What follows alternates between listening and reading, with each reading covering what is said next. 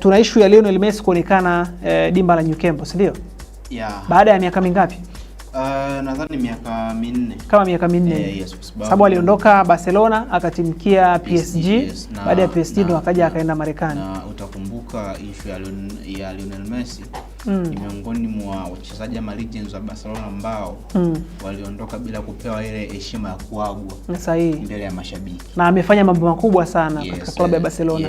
Tumeshuhudia alipoondoka Iniesta alipewa ile heshima ya kuagwa, si ndio?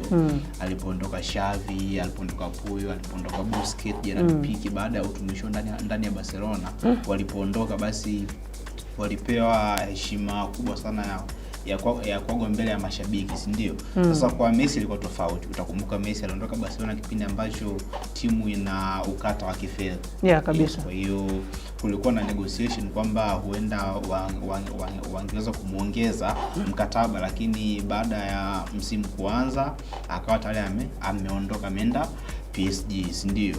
Kwa hiyo Barcelona hapa katikati wakaingia kwenye maboresho ya uwanja wao wa New Camp ambao soon na karibia kukamilika. Na rais wa Barcelona Joan Laporta siku za nyuma alisema anatamani siku ya ufunguzi wa uwanja, si ndio, Lionel Messi awe kweli kuweza kupewa heshima yake. Yaani just imagine, ni heshima juu ya heshima. Unapewa heshima ya kuondoka kwenye timu yako, lakini unapewa heshima kutokana na kwenye hafla ya kuzindua uwanja mpya wa klabu. Juzi usiku kwa mkia jana alitembelea uwanja wa Spotify New Camp, na huenda pia tukamuona kwenye uzinduzi wa uwanja.